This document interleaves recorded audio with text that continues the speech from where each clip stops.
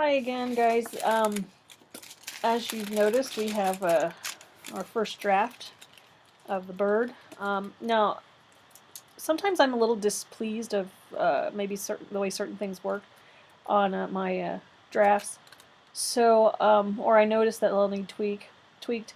So, from the previous video, you may notice something subtle. I did thicken up this area and in here, extended the beak, and I also thickened in here. The reason why is these areas along the bottom of the wings seemed out of proportion as far as the line weight to these lines. So I need to make those lines feel a little heavier. Now, one of the things you want to do is take your work, maybe tape it to a wall, a clean wall, put a piece of white paper behind it if your wall is a color, and look at your work from a few feet away. When you're this close to your work, you oftentimes don't see some of those compositional issues and the way that the line is maybe not really communicating as well as you should or as it should, and you'll analyze it in terms of, does this symbol really stick out? Is it too light? Is my line weight good, or are my line weights good? Is my line quality working out? Those kinds of things. So step back from your work every once in a while, so that way you can see if you need to make any adjustments.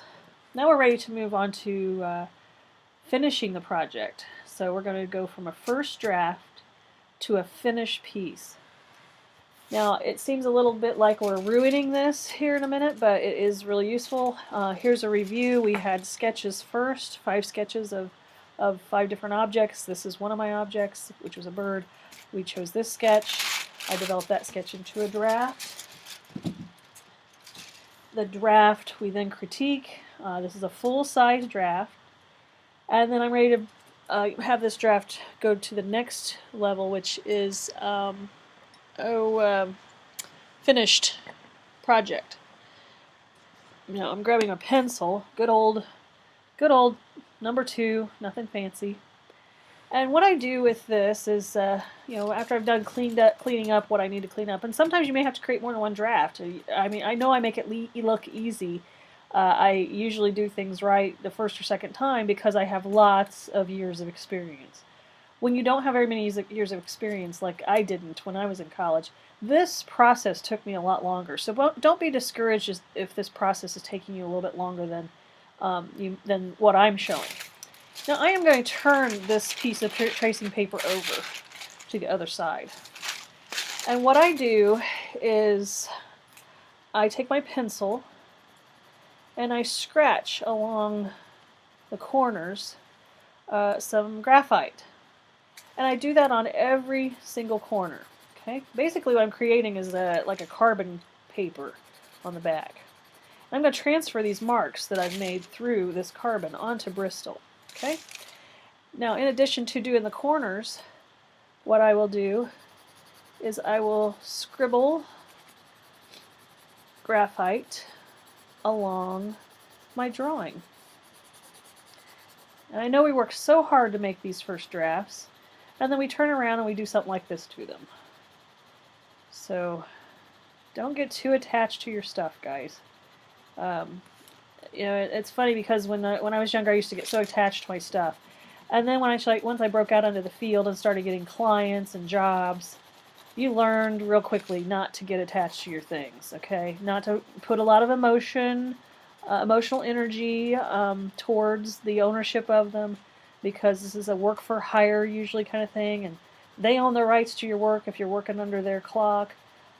Even for clients, they oftentimes own the rights when it's all said and done. So don't get too attached. Do great work, but just don't get attached to it. And don't get so attached that when somebody critiques it and doesn't like it, you start crying. That's a very bad thing. Now what I'll do now with this graphite, I'm going to go grab a tissue, because I want to rub this graphite in a little bit. So the graphite's a little on the loose side, and you don't want all this grinding into your Bristol. So I'm going to just kind of mellow it out a little bit. This being tracing paper, it's real smooth. So you don't want all that ending up just powdering up onto your Bristol. You also might want to blow it. Okay, so here I have my bird. You can see kind of that hazy quality of the pencil. I have my draft or my Bristol pad. Again, this is the Strathmore Bristol Smooth. It went rough. And this is 20 sheets, and it is 14 inches by 17 inches. I can get a couple of 8x8s out of this. So I'm going to open this up. I'm going to tear a piece out. Move it off to the side. Now you want this to stay clean. My hands, I've got marker on them and stuff, so I probably really should take a minute, wipe my hands down, go wash them, whatever. Also, to keep this clean, I will go ahead and grab either a piece of tracing paper or some scrap piece of paper, because I can lay my hand on that instead of the Bristol. I don't want to grind in pencil and my oils and stuff. Now, I'm going to tape this down.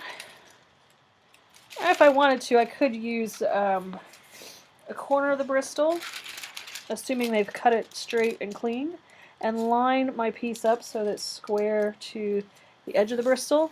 Now this would mean I'd only have to cut twice if I did this.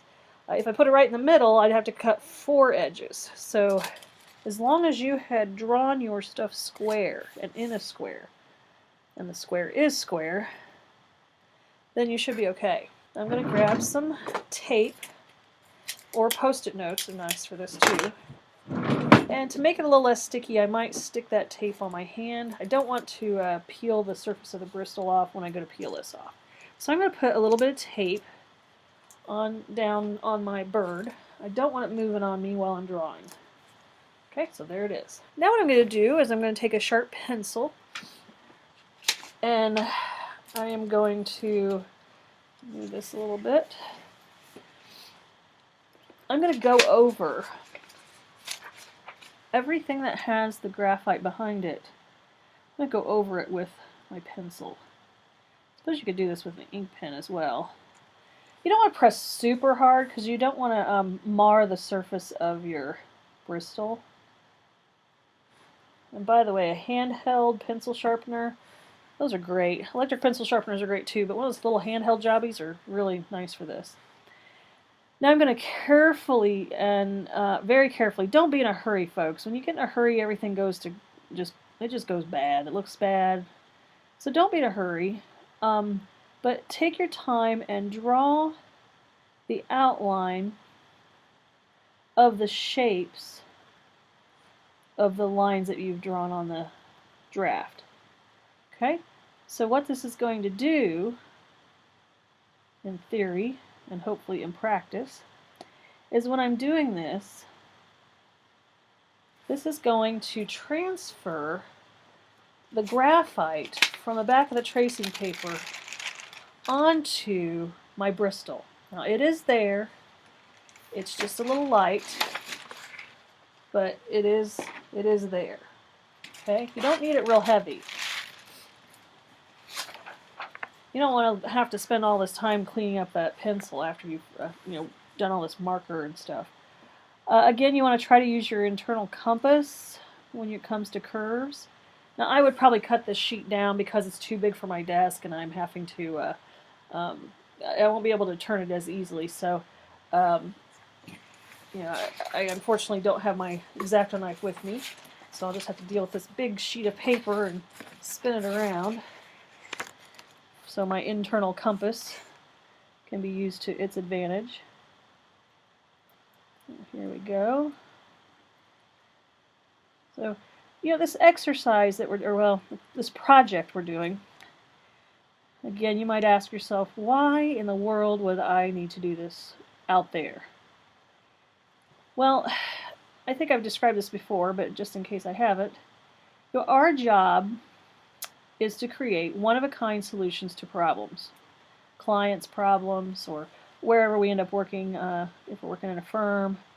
If you're a photographer, you solve clients' problems. If you're a web designer, you solve clients' problems. Graphic designers, we are problem solvers. Okay? We oftentimes, when we're solving problems for clients, now photographers, you are the exception to this rule, but web designers and graphic designers, we oftentimes have to create logos, symbols, those kinds of things. Like in a website, maybe your buttons that you use to click on something are actually pictographic symbols of objects. So if you're working for national parks, maybe they want symbols for Old Faithful, maybe they want a symbol for the lodge, maybe they need symbols for animals such as raccoons and bear and things like that. So these kind of pictographic icons are used quite a bit in graphics, whether it's web or print. Now for photographers, I suppose if you wanted to do stuff like this, you could offer your clients maybe something that other photographers can't or won't. So if you find these kinds of projects useful to you, you might be able to get creative with them and incorporate them somehow into the services you offer as a photographer. Again, it's about creating one-of-a-kind solutions to problems. It's not about creating something that somebody else has also created. And this is again why I started out with using a photograph as reference. I did not start out by using something already illustrated as reference. That would not be a one-of-a-kind solution to the problem. That would be a cookie-cutter solution to a problem. And that's not what we're about. Okay, so let's see how this is coming along. I know you can't see this very well. Let me peel this piece of tape off. Put it up towards the top so I can kind of hinge it better. And I'm going to examine and make sure I didn't miss anything. Now, I know again you can't see this very well. Let me hold it up.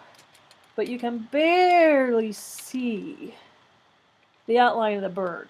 And barely is good. You also can tell where the lines of the edges of the paper or the Bristol stop and start. Whoa! Oh my gosh, I tore my first draft. Ah, it's alright. I tear sketches and drafts all the time. They are not precious pieces of gold. They're precious, but they're, you know, look, I just repaired it. Big deal. Okay. Now I do keep these in a folder. Maybe I'll cut it down. And I do organize sketches in folder by project. When you guys are showing your portfolio later, if you happen to be using this piece in your portfolio to show that you can draw symbols and also possibly logos, you want to be able to show the developmental process on your projects. So do not throw away sketches and drafts. Keep them in folders, paper folders such as this. And you'll see here's a student who has kept all of her work, sketches, drafts, everything, inside of this folder. And so when they need to use it, it's all together. So please organize your stuff, digitally and physically. Okay, so I'm going to put him off to the side. And this is where either a piece of tracing paper or a clean piece of paper is really important. You want your hand on it. You don't want your hand on the grinding your oils and inks and stuff into the paper. Now, what I'm going to use, as mentioned in a previous video, is I'm going to use a Pigma Micron. This is the Pigma Micron, the number 08. That's a 08 millimeter, I believe. And its tip is a little thicker than the other ones. If I were to use like an 01, let me show you a big difference. Here's an 01 tip. Super fine. I mean, it's so easy to break that tip. You have to really tread lightly on that one. So these two have very different tip sizes, but they're great tools for the trade. Okay, so let me put the cap back on that.